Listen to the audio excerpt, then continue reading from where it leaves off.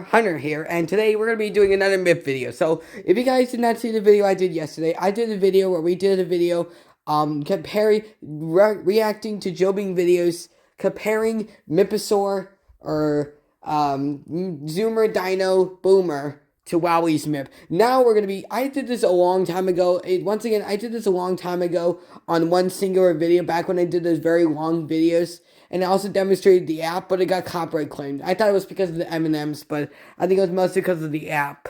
But, which I did do a video of the app, but once again, it got copyright claimed again. So, well, I'm sure you've seen, though, how the app works. I just wanted to show you what it works. But I was having trouble. I had difficulty in the old video, because they taken off the App Store. But I already told you that you can actually find, you could find like emulators to emulate old apps, but you need it works though, because the version of the app, it actually works with newer phones. If you get like an older version, then it's gonna need to work on an old phone. Just like the Robo Remote app, that also needs the old phone because it has the IR dongle. It needs a headphone jack, just like RoboMe. Because it's not Bluetooth. And he had the app taken off, which Jordan thought there was no way of getting it back, but there is. But once again, you need iPhones, and it needs to be the certain model. 4, 6, 4th Gen, 3. But the iPad 3, the remote telepresence capabilities, the remote control apps, gone forever. Plus, I think they might have taken them down, not because of the age, but also I think because they were filed complaints about how crappy the app was, especially the Wi-Fi only remote telepresence capability. It sounded like crap. But RoboMe is cool, but the biggest problem with RoboMe is that Android users will be left out of the dark until an update is made to verify their devices, but there never was an update. So that sucks. But that's fine. Hello, this is MIP. So, yeah, so there is actually a way to get emulators of the app on your phone. It's with up to down. It is harmful. It's not the safest, thing to do, but it works though. But some of the downloads, I was having trouble connecting it to the Bluetooth. It would work for a second and then it would stop. But this time, I got it first try and it worked. But obviously the MIP was dead, and I got a copyright claim on it again. So, let's go. First, you know that. It takes 3 AAA batteries. Sorry, he mentions in the description of this video that it actually takes 4 AAA batteries. But once again, they make MIPs with rechargeable battery packs that come separately.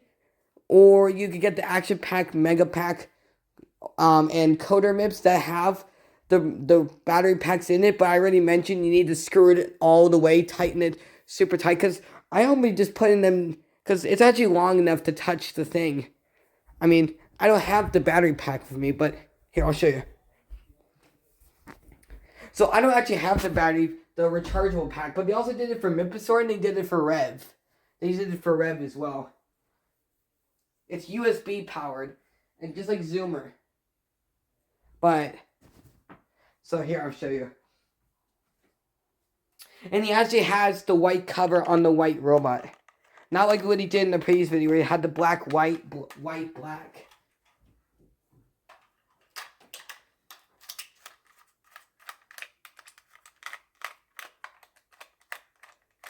And also, I don't think the prototypes had the copyright information on their head. The 2013 thing. See these? There, see? These weren't long enough to actually... This is how the battery part goes in. So it goes you're supposed to squeeze it, super hard and tighten it. All the way in. Which I'll also react to a video of showing that. But another problem that people filed in with the MIP app, the Coder MIP, was that the app wasn't connecting. Sorry. Switch is right there, speaker. He's very small. Look at him. He's like 7 inches. That's how he's 6. Isobot is 6.5 inches. And then here's the gesture mode, the MIP mode. So once again, dark blue is default. pink stack, white cage, red tricks, Rome yellow, turquoise. It's another problem that people also had is that TTPM kind of said it was kind of hard for kids to if they were colorblind to distinguish them from the chest lights. But you could tell them apart. That was a big, like, tiny little problem with that they had with it, is that people who were colorblind couldn't tell the colors apart. And plus the black and silver one literally looks like the black V2. But see, once again, they don't always work. And once again, you're supposed to put your hand in front of it. It's supposed to do a 360 like the prototype. Miposaur does it, but I don't know about the other Mips.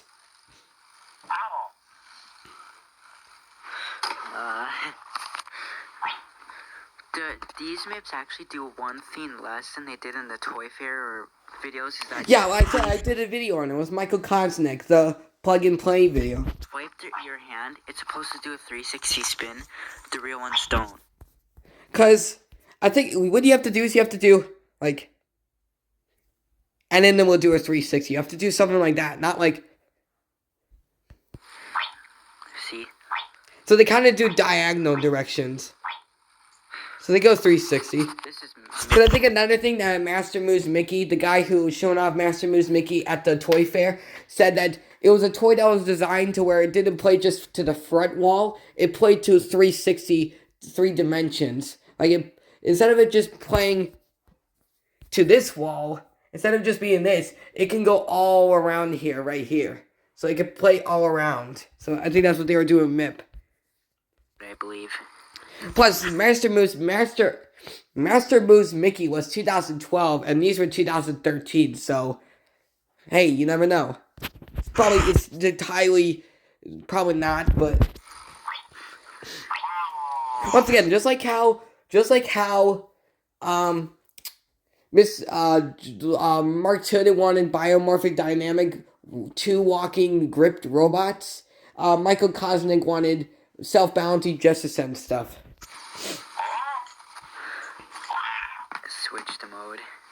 You turn the wheel. You can use both wheels to change the mode. Yes. And it's very similar to tracking, except it doesn't check your hand gestures. It tracks your hand. And the Michael Kosnick's version had it all on one mode, but they made it similar to the program, so they just did it separate modes. It's more complex than Michael's version.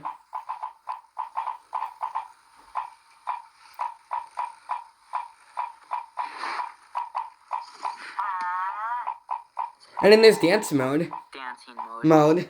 Oh wait, just made it.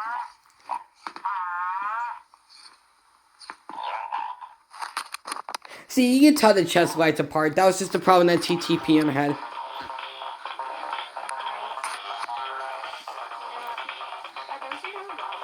Yep. I think one of the kids, whoever's in... Wait. Yeah. I think one of the... Whoever that is in the background is going to say that they're too loud. But we'll get to that when he says it here.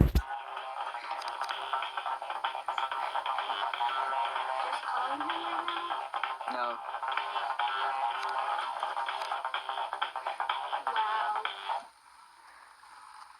I forgot how many robots you have. I was going to say, because, yeah, there is volume control. Like, another problem is that EasyVidWiki said that these robots did not have volume control, but they do.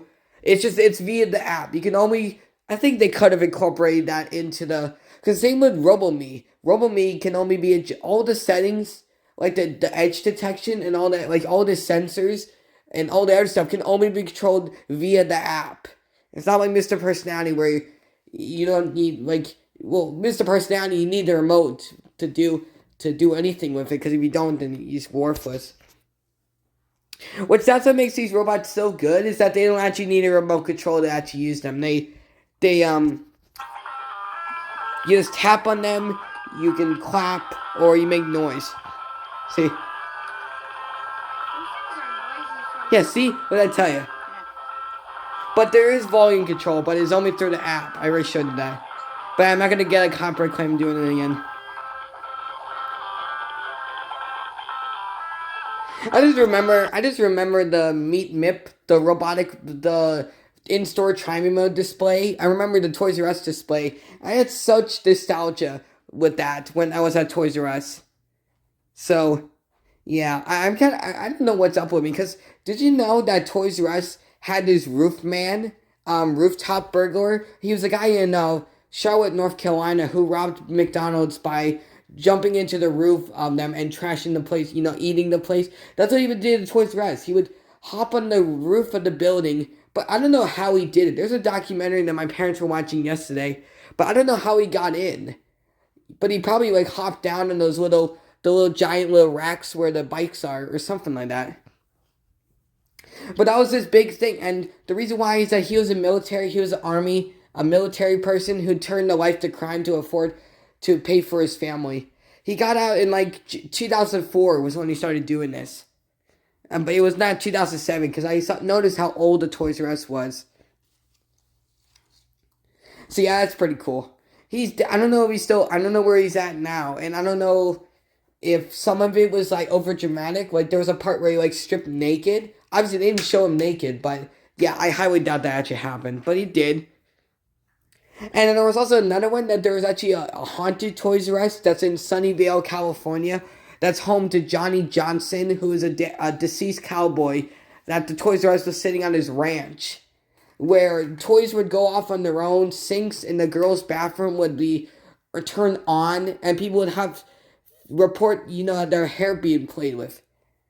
I mean, I don't know if that's true or not. Again, I don't believe it, but they actually did the seance. They actually did the seance in the Toys R Us, and they actually saw the ghost of Johnny Johnson, like, here. He was like this.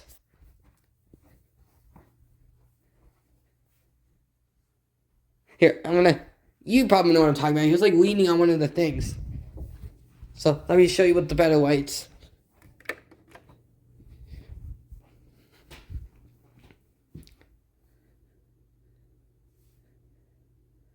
He was like that, or something. Like, he had the little thing going on where he was, like, holding his, like, belt. So, yeah, that's just a little fun fact. But there was also a Petco. There was also a Petco that was also where that Toys R Us was. Obviously, it's shut down, and I don't know, because I don't understand, like, they could have just moved the toys, whatever is going there, because they're just, yeah, but, because, dogs would have erratic behavior, like, abnormal behavior when they're inside the place, as they usually do, and tennis balls will, like, fall off the shelf, and, like stuff most of the animals would just behave abnormally in their place. It will go every 3 minutes by themselves. It was either a PetSmart or a Petco. I think it was a Petco. This is free roam mode. And it was also in Sunnyvale, California. But you see the problem with it, that it turns every 2 to 3 seconds, but it would have actually been good if they actually, yeah, see? Seconds, though. Sometimes they don't go anywhere. But sometimes... If you see in the previous video, then you'll know what I'm talking about. It turns on one wheel sometimes. It goes up something and then accelerates fastly, which makes a grinding noise. There's no sensors on its arms, so it kind of gets stuck when it's like this.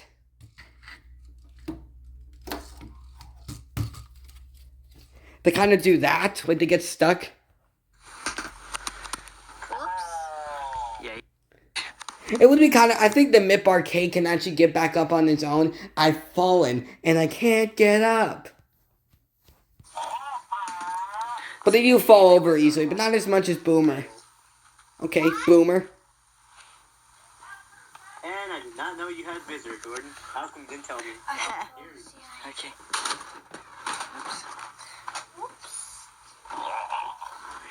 And then there's the drone mode. And that's another thing, that there's no sound effects. It's just it does that once, and then it just a beer noise. Oops. I'm opening up my...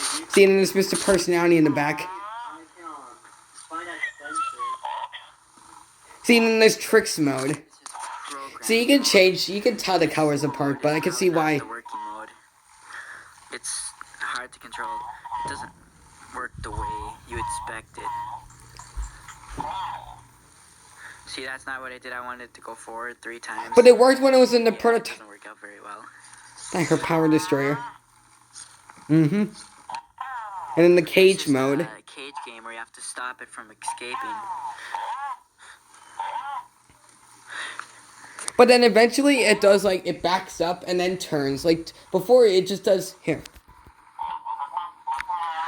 Usually, it would do, like, it will start doing this. Like dancing or free roam. Every time it, like, roam mode, it'll go for 3 minutes and then it'll stop for 3 minutes and in 3 minutes it'll start up again. And then It'll be if it like doesn't that. fall over in 10 minutes, it'll go to sleep. At first, I thought only the white one did it, because the black one doesn't. Yeah, really but the go white like one is the more orange. autonomous than the The black white one. goes So he every kind of time. prefers the white one over the black one. But he I doesn't kinda know about like the other white one colors. more. It seems like it moves faster, too. Well, it's just me. My black one moves slower than my white one. I know that. They have bad quality control issues where each MIP is, like, different from others. So they're not made all alike. Like Dog E. Yes, I said that. Oh, the stacking game. I don't have the tray attached to it. I have the trays over there, and there's their boxes. I don't have to trade with him either, but all I can do is just, but there's sometimes with my MIP where he would get upset when there's stuff on him, and if there wasn't anything on him, he would, like, get a happy.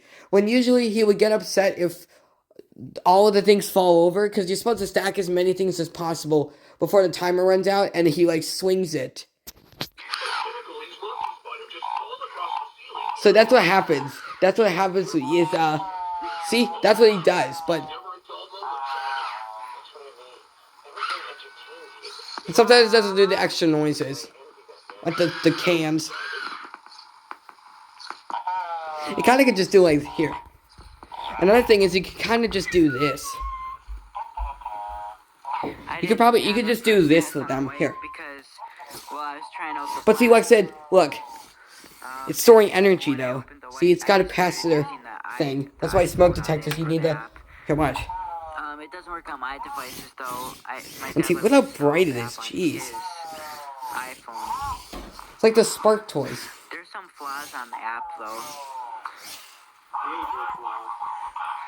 Like on the music, on the dancing app, on the iPhone, it won't stop dancing until you power off and restart it, I don't think. And sometimes it will disobey, like it will dance on your own. That would be kind of cool if it can actually dance on its own without you having to control him. It moves like 4 times slower than the actual demo video. The Toy Fair videos. And then the boxing game, since there's not another player, since I'm not versing another player. It sucks that it doesn't have the computer thing that Rev has. That would have been, like, that would literally be perfect. Go forward when he's punching. But he was, like, dodging it. And once again, they didn't want to, like, actually, like, hit each other because WowWee was afraid people would, like, hit each other, hurt each other. But yeah, he is a cool robot.